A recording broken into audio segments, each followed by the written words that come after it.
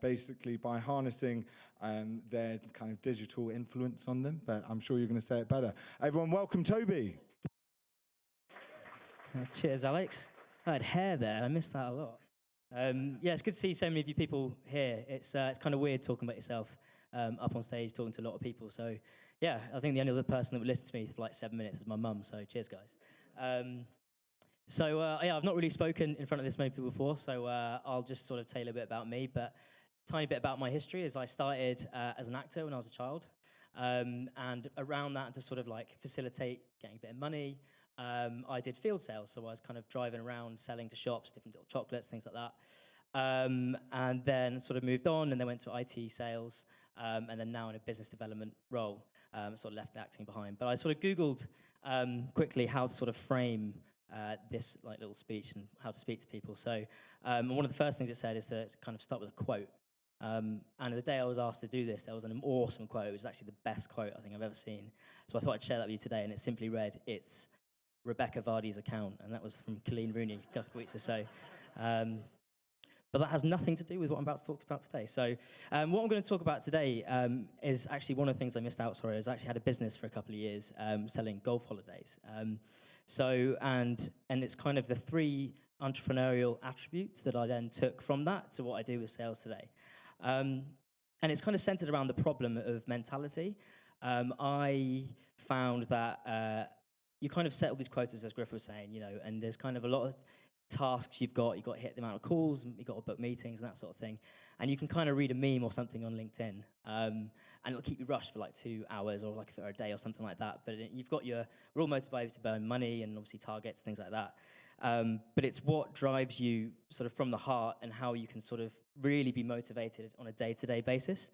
So I could sort of stand here and sort of say, here are a few kind of different tricks and things like that.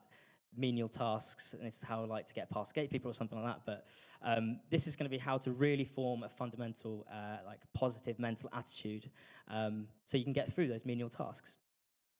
So the 3 things I'll tell you about are to get creative, to get what you want, and then a fun one, which is like fake it until you make it.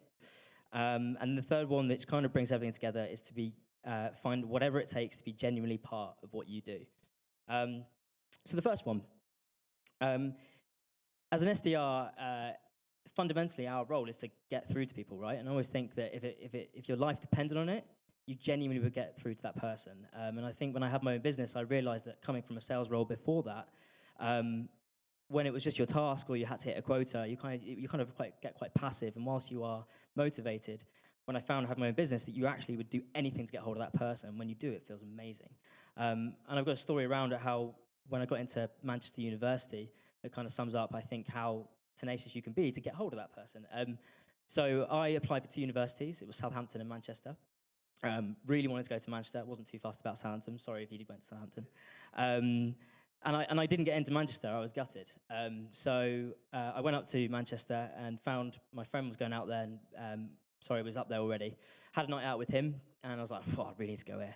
And I walked up to the geography door, which is what I applied for, and knocked on the door, and I said, who do I speak to speak about my application? And then 20 minutes later, I had a meeting with her, and I came out with an offer from the same degree I'd applied for and got rejected from. And I think when you take that into something like sales, if you really, really wanted to, you can get hold of that person. Now, how can you do that on a day-to-day basis? You can find out what their likes are on LinkedIn. Screw it, go on their Facebook. It's so open these days. Find out what their interests are. Personalize every email. Really try everything you can to get hold of that person, to speak to them, get your message across. And so now another example of that is that now I book my own meetings and I sort of do a full sales role from first call to closing, which kind of really helps you build a story. But one of the little tricks is, if I really want to get hold of someone, I'm banging their head against the door to try and get hold of. I just plant myself in there and say, right, I'm going to be in Berlin, I'm going to be in Amsterdam, or even like Soho or something. And I'll say, I'm going to be next door. Can I have a meeting with you? Because I'm going to be there. I'm speaking to someone who's interested in you, And more often than not, it works like an absolute charm, and it gets you the meeting, gets you in front of that person.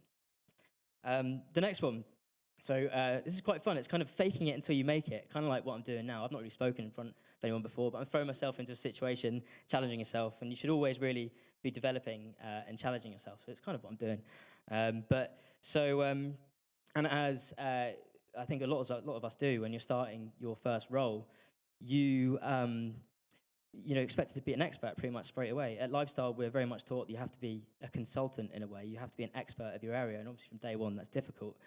But I was speaking to someone just before we started, and it's a really good analogy, is that you can take yourself out of it and sort of look at yourself as a sim, which I thought was a really good way of putting it, but almost creating your own imposter syndrome. Just pretend to be that expert, like throw it out there. You've got a few stats that you can read, you're on the phone, fine, and enjoy it, and then 6 months later, you'll find yourself as an actual expert, and you're like, how the hell did I get here? You faked it until you made it. And sort of a good example of that is at the moment where I'm working. I'm a massive Arsenal fan. I think we have a lot of football fans here, and cheers, guys. But one of our biggest clients is Spurs. I'm on the phone every day faking it, saying how much I love Spurs. I hate them. But it gets me somewhere, Anyway, but the most important thing that kind of brings those skills together, I feel, is find whatever it takes to be genuinely part of what you're selling, or find yourself sort of along that story. Because it helps you challenge yourself, and it helps you fake it till you make it in a lot of ways. And that started from my acting days, and I realized that no matter how small a part you were, or if you were just doing a little bit of editing, or if you were the biggest part on set or in a play or something like that, that it just means so much, and every small cog makes such a difference, and just genuinely believe that everything you're doing makes a difference. And all the way to when I had my own business, like every meeting we booked, every deal we closed, which was like crazy, or any holiday we sold, you just felt every single part of it so much. And then I worked for a big multinational corporation, and I know most of you will as well, and it's kind of quite difficult to position how you might think that in the future with them. So I found that, as Griff was saying, like build a relationship with the account executives. Talk to them. What are their favorite sort of opportunities? Talk about opportunities. Have a beer with them. Find out what they like, and you'll end up building these relationships with these people, and you can become part of that cog, and you'll progress faster and get through. I found anyway. And then today, I'm part of a small team. One of the things that Venetrix are so good about is I said that I really want to be working with a relatively small team. I want to be part of that story, and we're 35 of us and 3 people in a team. And I find that what that gives you is an emotional connection, and then helps you, sorry, I'll stop now. It becomes a natural motivation to do all your menial tasks every day. So I hope you can look back and find your motivation there somehow. Cheers, guys. Well done, mate.